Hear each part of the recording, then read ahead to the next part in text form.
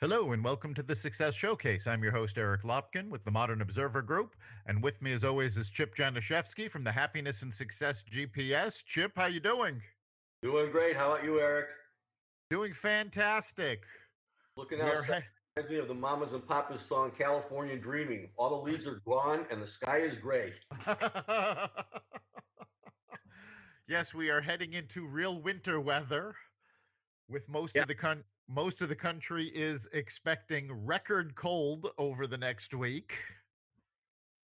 So everybody needs to bundle up and keep warm. Yeah, we're lucky. I think if we were 100 miles north today, we'd be getting a whole bunch of snow, but we're supposed to dodge that pretty good. So it's too early to snow mid-November. Don't like that stuff. No, I'm not a big fan of it myself. But yeah, northern New England is getting a ton of snow. Parts of New York, I know all along the Canadian border, they're expecting. Oh, well, there's a lot of happy skiers out there. Yes. so we've talked a lot about time management. And most of us who are in business spend a lot of that time in meetings. So today we wanted to talk about how you can get the most out of a meeting and really keep meetings from being a waste of time because so many of them really are. You spend a lot of time not really accomplishing much.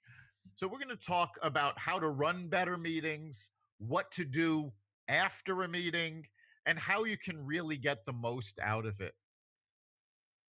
And I saw an interesting article just a few days ago talking about, and I don't remember which company it was, but it was a large tech company. And one of the things that they recently did was that they put a hard stop on all meetings at 30 minutes. No meeting was allowed to go more than half an hour. If you couldn't finish it then, that was it, meeting over. Yeah, and that's a great thing to keep in mind because the bottom line is, we all have attention spans that don't last too long. And when we're going to lectures and things like that, they always say, dummy it down to 3 points that people can take away because they can't handle that much more.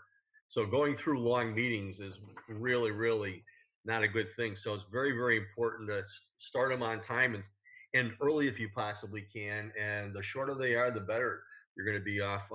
Most importantly, you have to start out with knowing what you want to accomplish. You have to come up with a very, very set agenda that you give to everybody in the meetings ahead of time so that they can come in prepared. And the starting on time and ending early, especially the starting on time, is so, so important because subconsciously it shows respect for the people coming to the meeting. And if they come to the meeting and it starts late, they're going to think, okay, what's so different about doing that than anything else in the company? If I'm late for a deadline or this or that or whatever, heck, if the meeting can't start on time, why should I worry about that? So it really, really sets a precedent. Right. And we really need to rethink what meetings are. I mean, yes, you need to know what the purpose of that meeting is. But does a meeting really have to be a bunch of people sitting around a table? Steve Jobs very famously used to have walking meetings where everybody would meet at the beginning of the meeting at a specific point, and the meeting took place while they were walking around the Apple campus. And by shifting these things out, you're really reinvigorating the people at the meeting. How many times have you been sitting at a meeting and somebody's talking and they're droning on, and you check your phone, you check your watch, your mind starts to drift? You need to find ways to avoid that happening in meetings. And these walking meetings are certainly one way of doing it. Yeah, absolutely. That's really kind of outside the box. And if you can mix things up at the meeting, that's a great thing to do. One of the most important things, too, is everybody needs to know their role in every meeting. And this could be all the same person. I mean, it is when we do Westar Connections and this and that, whatever. But you need a chairperson, you need somebody to keep the time. obviously you need active participants and you need a closer. And what it's so important for the timekeeper, for instance, is to keep people on time and to keep people from rambling on. For the person who's chairing the meeting, it's really important to start off with a purpose and get that out ahead of time so people understand what's going on. And then in closing the meeting, it's very, very important to come up with a who's doing what and what are we going to be doing by then. You got to have those different components of a meeting. Otherwise, as you're saying, all you're doing is just getting together and talk things through. And that's not really a meeting. That's like a lunch. Right. We've talked a lot about presentations, and a meeting really needs to follow the same structure as a presentation does. You need to start by stating exactly what you're going to be covering in that meeting. Then you need to cover it. And then you need to state exactly what you covered and what needs to be done in follow up. So we've talked about presentations. First, you tell them what you're going to say, then you say it, and then you tell them what you said. The meeting is the same thing. Yeah. In going through this, there was one article that I read that says you have to determine your meeting style. There's three styles of meetings that are talked about. One which you were just talking about, which is an information share. That's more or less of really a lecture on what's going on. Number two would be having a creative discussion about that. And then the third type of meeting would be actually the follow up for all these different things, which is the consensus decision meeting. So that's got to be determined up front. And again, we talked about developing a plan. It's really, really important to send out a one-page summary of your meeting beforehand so that employees know what to expect and they're able to participate in things. And one of the things this is going to help do is if it's a little bit larger meeting and you have people who normally don't participate and are a little bit shy, they're going to be more in the know as to what's going on, and they're more likely to contribute to the meeting because you need to have their input too. Sometimes the quiet people have the best ideas. Absolutely. You really need to make your meeting an open forum where everybody feels comfortable contributing. And let's be clear that keeping the meeting on track and making meetings efficient, they're not simply the job of the person running the meeting. If you're attending a meeting and you've gotten a handout in advance, it's important that you actually read that information. If you've been given an agenda, if you've been given an information packet, anything that you've been given to prepare for that meeting, you need to take it seriously and actually take the time to go through that material. That way, you don't have to spend part of the meeting reiterating what was already sent out. Yeah, we're actually going to be talking a little bit about what to do at networking follow-up meetings, which is really how to help each other out. And what you were talking about, no matter what meeting you're going to, again, get the information out ahead of time as far as what you're doing. Then everybody's got to do their homework before getting there. And that should be listed there in that one page that you're sending out. To prepare for this meeting, please do this, this, this, this, and this. And if it involves researching things and so on and so forth, you got to put aside the time to do that. And obviously, with the internet out there and a lot of other different resources, the more prepared you are, the more successful the meeting is going to be. It's going to be a whole lot quicker. So everybody's got to do their homework, and it's really a function of whoever's running that to get something out ahead of time so that they know perfectly clearly what's expected of them before and when they show up. Exactly. It's so important for people to understand why they're having a meeting. Especially in corporations, it's very common that, well, we need to figure something out. Let's call a meeting. And, you spend an hour in a meeting discussing something that could have been taken care of in 2 minutes over email. So you really need to understand, is this meeting necessary? And by having all of that information ahead of time, you can actually make the decision that, yes, we need to discuss this. It needs to be face to face, and there's a purpose. And that's key because there are so many meetings we have, especially in corporations, that it's looked at as, Oh, we have this meeting every week at this time, and the meeting drones on, and there's no real purpose to it. And ostensibly it's, well, we need to keep everybody up to date. But do you really need a regular meeting to do that? Can that be done through a conference call? Can that be done through a simple email? You really need to find the best way to share the information so that you're not wasting hours and hours of time. Yeah, absolutely. I don't know if you folks out there have heard about the win philosophy, but it's what's important now. And could a meeting be less or more important than people actually working on the projects that they're supposed to be working on and deadlines and so on and so forth? So you really, a time management principle is to look at that. What's your priorities? And if a meeting is just a get together to talk things through and it's going to get in the way of working on projects and meeting deadlines and helping out clients and so on and so forth, you have to reshuffle having these meetings to do the things that are important. Right. You shouldn't be having meetings for the sake of having meetings. If a meeting is necessary to fulfill a function, then absolutely. You schedule a meeting, you put together an agenda, you put together a schedule, and keep to that schedule so that you're not running over.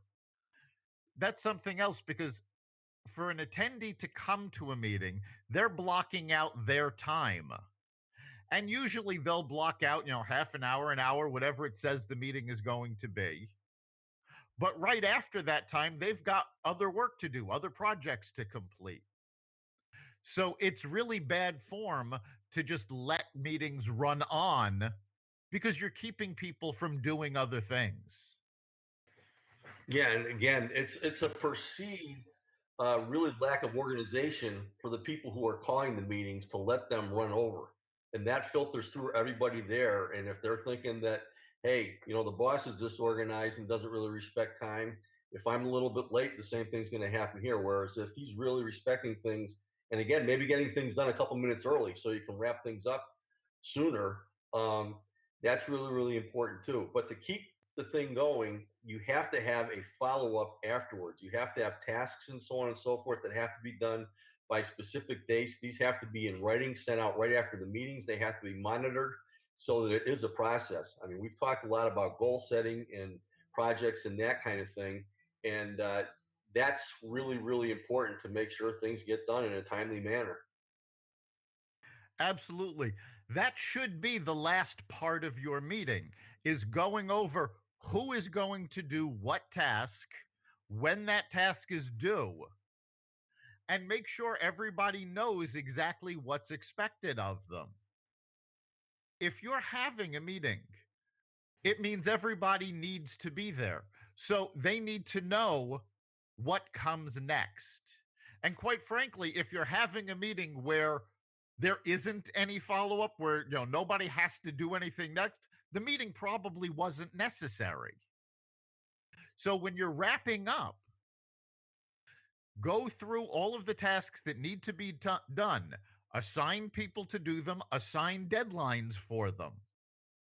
And then when you finish the meeting, all of that information should be compiled and sent out to all of the attendees so that there's no question of who's doing what and when it's being finished. Yeah, absolutely. It's so important to begin with what's expected and going right through doing the homework and making sure the meeting's timed properly, coming up with that action plan, and then having the accountability to make sure everything is done. Exactly. There are times when meetings are necessary, there are times when it's not. When it is necessary, running it properly and going through everything keeps it from being a waste of time. You want to run effective meetings. You want them to be productive.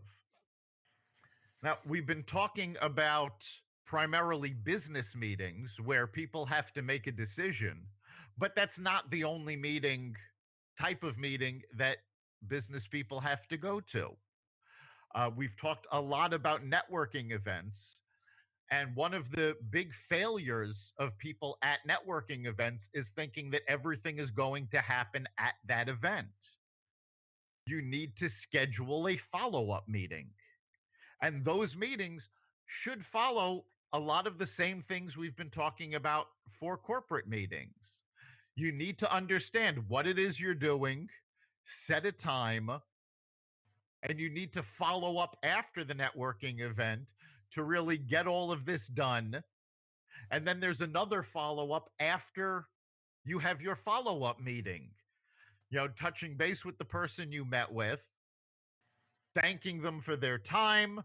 If you were supposed to connect them with anyone, this is when you have that chance to do so. But the networking follow up also has a structure and follow up and all of these same elements that you really need to think about. Yeah, absolutely. I mean, the follow-up is more important than the meeting itself. I mean, you and I both run networking meetings, and we've gone over this before, but a lot of people go to networking meetings expecting sales, and people only buy things when they need or want something. So, networking, by definition, I'm sure you agree with this, is just the process of developing win-win relationships based upon trust, which does not happen when you first meet somebody. And if you do give a referral, if you're giving me a referral and I mess up, you're the one getting the phone call. So your reputation is on the line giving referrals. And once people understand that and that it's all about relationships, they know that their goal at networking meetings is to set up these one on one appointments. And just like we talked about there, it's so important to prepare properly for these one on one appointments. So in the networking world, you have to talk about things like what are your goals for your company? Who are your best clients and why? What are good referrals for you? Why are you doing what you're doing? Again, they really care more about you personally. Who are your best clients and why? Who you need to meet? All this thing has to be done in homework, and it's really, really important to prepare for that. Um, Things that are a little bit outside the box, the more you can train people to be your sales force, like what things should I listen for? What are the misconceptions about my business that if I knock them down before I give the referral to you, you're one step closer to that? These are all different types of things that you need to prepare for. And obviously, if you need a list of these things, you can probably email us and we'll give them to you. But it's really, really important to go in there. And then, just like we were talking about at a business meeting, commit to do something for each other, to make an introduction for somebody by a certain date, and to follow up again to keep that process going. Because again, networking is a process. But that first meeting is really so important to get to know each other because that's where you're really going to start building up the trust. And if it doesn't go well, chances are that trust is not going to develop. All right. Like with the corporate meetings, you need to understand the purpose of each of these networking meetings. So, that first networking event that you're going to, the purpose of that is to meet people and to move on to smaller, one-on-one meetings so you can get to know each other. When I do networking workshops, one of the first questions I ask of people at the networking event is, "Well, how many of you are here to buy something?" And of course, nobody ever raises their hand. So then I point out to them, I ask them to take a look around the room. Said, see, nobody is here to buy. So if nobody is here to buy, why would you come to sell? Networking events are not about sales. And you have to understand that that is not the point of that meeting. Once you get that, the meeting is much more effective for you. When you follow up with people you met at that and have the one-on-one meetings, those meetings are also not about sales. They're about building relationships. And when you understand the purpose of that meeting, and by the same token that we were talking about with corporate, you have an agenda of what you want to accomplish, you have a set time period of when you want to accomplish it, and then you follow up from that, from your discussion. What is it that you can do for each other? And send an email following up on the meeting. Thank you for meeting. Here's what I said I was going to do for you. This is the person I wanted to connect you to. Whatever it is that you agreed on, that follow up is crucial for any meeting, whether it's corporate, a networking event, a one to one meeting. that follow up is very important because when you don't follow up, the meeting ends and then the purpose of the meeting dies with that meeting because you're not following up and following through on what had to be done. Yeah, and it is so important to do that because I know I'm very guilty of doing that, just dropping the ball after having a nice first contact at a networking meeting and not following up. But you brought up the most important point. The most important reason that people fail in networking is because they don't really understand what it's about. You just talked about the networking misconception, which is what I call it, which is I join, therefore I get. If I join something like a chamber of commerce, everybody's going to want to buy from me. And that's not the case because it's human nature. You buy when you need or want something. Yet most people go to networking meetings trying to list products and services.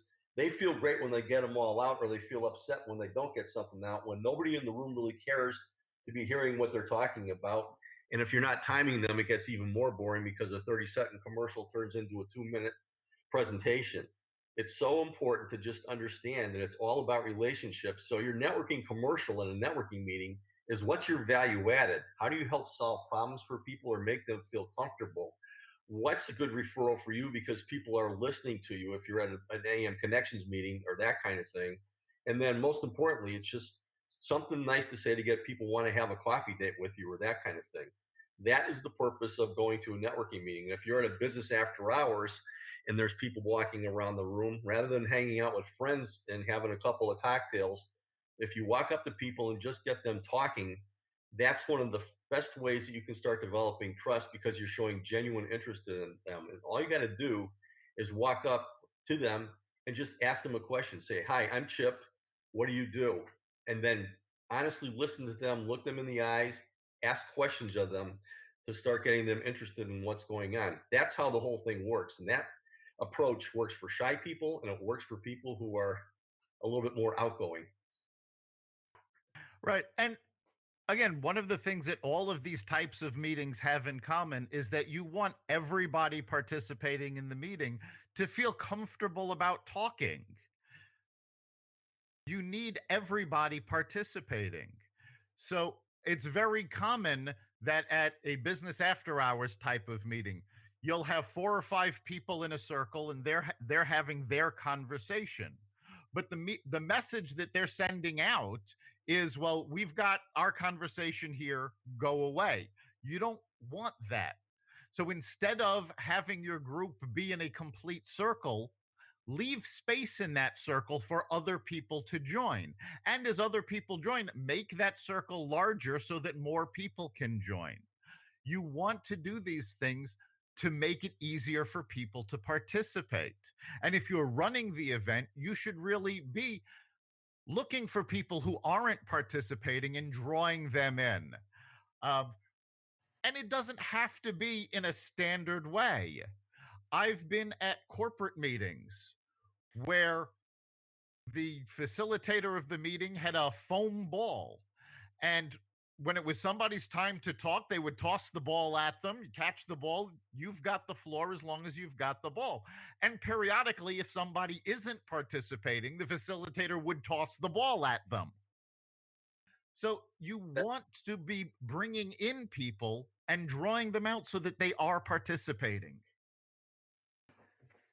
Absolutely. And the bottom line with networking, I mean, there's a lot of people that are afraid to do it up front because they don't know people and so on and so forth. But you and I both experienced this and seen this in a lot of people. Once you get into it and you start doing it more and more, your fear turns into a whole bunch of friendships. And you and I both have met so many good friends that we've met through networking over the years, just by seeing them over and over again and helping them out. And you mentioned another thing as far as facilitator goes, the best thing you can do is facilitate people meeting other people at the meeting. And by doing that, all you have to do is if you see somebody who's standing over there by themselves, the wallflower, find out what they're doing, and then you see somebody else in the room that you know that this person has to meet, connect the two of them right there, get them talking to each other. And one of the coolest feelings that you can have is 10 minutes later seeing them still talking. And it's just a great way to develop relationships, and it really, really ramps up your reputation too. So being a facilitator in a networking meeting doesn't just mean running the meeting, It can mean just introducing a couple people because they need to know each other. All right. And remember, even if you're not the person running the meeting, you can still be doing this. If you see somebody standing aside, get them involved, because the more participation you have in a meeting, the more effective the meeting and the less of a waste of your time it is. And again, that goes for corporate meetings as well as networking meetings. I'm sure most people who have worked in large corporations have been in that meeting where you've got a group of people that are around the table, and then you've got a second group of people that are in chairs behind them against the wall. And there's always certain people that rush for those chairs behind the people so that they don't have to participate as much, so that they can sort of hide behind people. Solicit their opinions, get them involved in your meetings. You want as many opinions as you can get. You want everybody participating, because the more a diverse set of ideas you can generate in a meeting, the more valuable it is. The more a diverse set of people you can meet at a meeting, and in case of a networking event, the better the meeting is for you. But you actually have to meet them. Meeting people does not mean handing them a business card and running off, or getting their business card and running off. Have a conversation. Meetings are about the exchange of ideas. So, in a corporate meeting, you want to be able to exchange those ideas in order to meet the goal of the meeting. At a networking meeting, you want to be able to exchange ideas for the purpose of creating relationships. And those relationships then lead you to the one-on-one meeting, where hopefully eventually you will get referrals. But it doesn't happen overnight, and it's not all going to happen at the networking event. The follow up for all of that is crucial.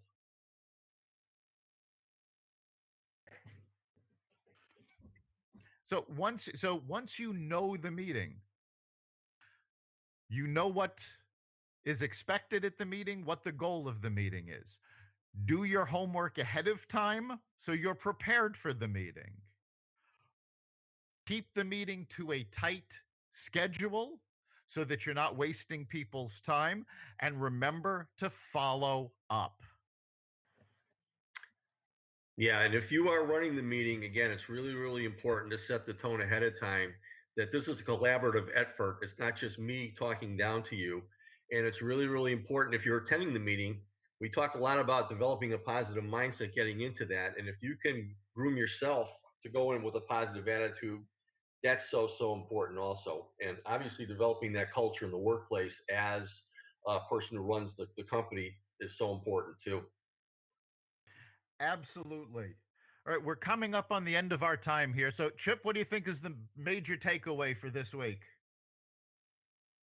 Basically, it's really, really important. It's corporate, what's expected up front. Send out a meeting agenda, what has to be done for homework, make sure that that's done, keeping it timed properly and flowing properly, finishing with an action plan in writing that is giving out to everybody who was there, and then having accountability with the follow up there.